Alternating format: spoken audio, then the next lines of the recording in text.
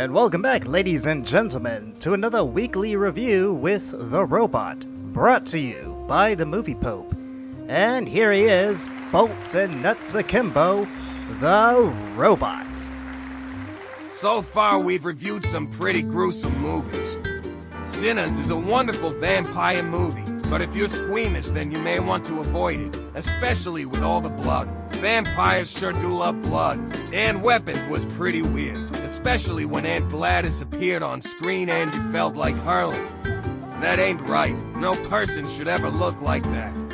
Even Beetlejuice had some adult humor that may go over a kid's head. So, I feel it is my responsibility to lighten things up a bit and take us back to our childhood, when Halloween was more sweet and innocent and all about candy, not gore and guts. And what better movie to exemplify the good old days than is The Great Pumpkin, Charlie Brown. I think I stand correct in saying that there's no middle-aged adult in America who doesn't have a special place in their heart for this movie, and it's pretty timeless. Every October it shows up on network television because it's a family-friendly affair. And to promote a more family-friendly show, I'll be diving into this animated gem and looking at the exploits of the Peanuts gang. Is Linus faith in the Great Pumpkin to be rewarded? Will Snoopy escape the Krauts in occupied France? Will Charlie Brown score some sweet candy? We all know the answers because we've seen it one too many times, but it's one we still allow ourselves to entertain these notions because it's so fun. Now, for this Monday, if you'll permit me, let's take a break from the usual fare of blood, body horror, and ghoulish delight, and let's take a walk down memory lane and go trick-or-treating with Charlie, Linus, Lucy, Sally, and the others. Who knows, maybe the Great Pumpkin will indeed show up this time around.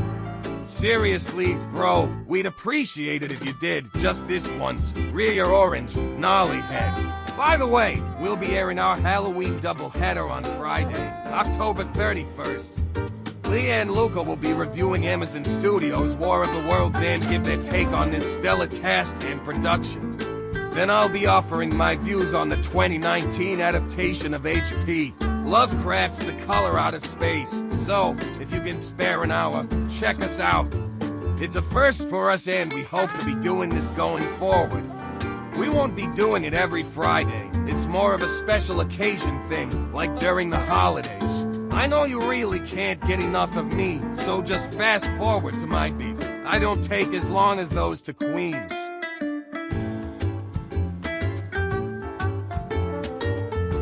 The story, as the name suggests, centers around Linus waiting in the pumpkin patch every year for the Great Pumpkin, an anthropomorphic gourd with the qualities of Santa Claus who rewards the faithful with toys.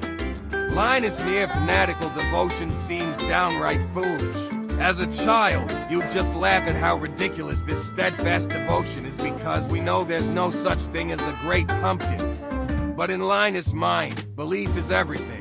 Even the word if is enough to ensure you end up on the naughty list. Sally, for her part, decides to drink the Kool-Aid and join in, partly out of pity, partly out of curiosity, and it doesn't go down as she'd like. Now, given what we're dealing with today in the world, Linus' cult-like devotion and orthodox adherence to ritual may seem a bit off, but it's still funny to see a kid park himself in the pumpkin patch and wait for something we know is never going to happen. Plus, isn't it kinda stupid to miss trick-or-treating and Halloween parties? If it was Easter or some other holiday, then sure, knock yourself out. But Linus is both a laughable and pitiable figure all at once. But it does call to mind how in the church calendar Halloween is just part of the overall Hallowtide holiday, which is a day of obligation, meaning you gotta go to church.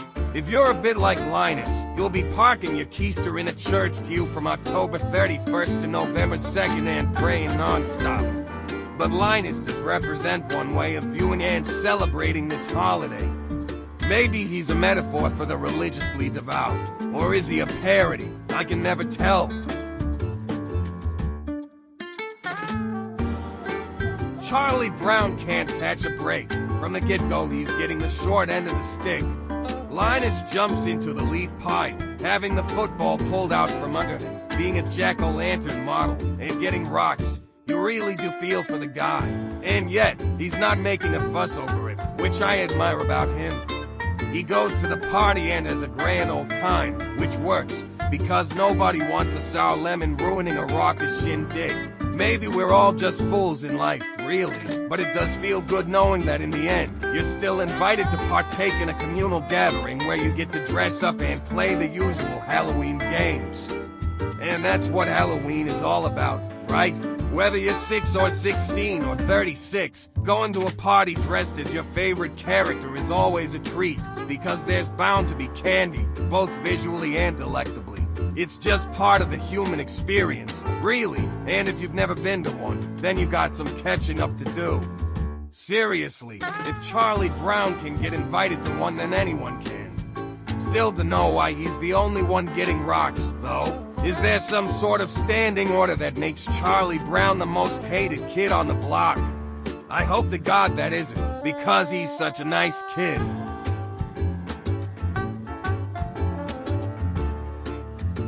Snoopy, meanwhile, is off doing his own thing. He's in a world war one state of mind. He's flying in the SOP with Camel, soaring over the skies of northern France, tracking down his arch-nemesis, the Red Baron. He gets into a ferocious dogfight, no pun intended, and he gets shot down. His journey across northern France calls to mind the film 1917, which I'll be reviewing next month for our Veterans Day special, and during the harrowing perils of German-occupied territory to make it to home base, which just happens to be Lucy's house where the Halloween party is in full swing. And might I add, Lucy does get her comeuppance when she picks an apple with Snoopy on the other end. Nicely done. I always enjoyed Snoopy's story arc in this film, because it's him using his imagination to make something happen. Halloween parties need streamers, decorations, and snacks to make it proper. But Snoopy's adventure as the fighting ace pilot just goes to show that a good imagination and commitment to the bit is more than enough to enjoy the holiday without all the bits and bobbles. But I'm not dunking on Halloween parties. They're pretty cool to go to and you always have a lot of fun. I don't know how it is in other countries, but here in America you just can't have a Halloween tradition that doesn't involve spending half an hour watching It's the Great Pumpkin Charlie Brown. And why not? We get to see our favorite characters go off on their own little adventures. Linus is waiting for his pumpkin-headed messiah to show up. Charlie Brown just can't catch a break. And Snoopy is cosplaying as an ace pilot just trying to make it home in one piece. It's people celebrating Halloween in their own way. Halloween can be celebrated in so many ways, from the religious where the church is fighting the devil's influence on the world to a good old-fashioned party to cosplaying and even watching movies. Any way you do it is valid. And that's why this holiday, out of all holidays on the calendar, is so unique. There really isn't one correct way to celebrate it. You just take something DHT suits you that fits the spirit of the season and go with it. I personally know my co-hosts would agree. Lee's always going to Carowinds for Halloween and Luca likes to fantasize about being a soldier. Yeah, I don't get it either. Plus he's also upset over church services not being in Latin anymore for some reason. Anyway, this movie is a reminder of what we used to remember about Halloween as kids and, in a sense, informs us on how we've changed our rituals since childhood. So, come Halloween night, however you wish to celebrate America's favorite Gothic holiday, do it in a way that works. Just maybe include our show in the mix as well. We do offer something to spice things up a bit, you know? Thanks for watching, and if you don't mind, please leave us a like. It helps a lot. And while you're at it, subscribe so you never miss an episode drop. This is the Robot signing off.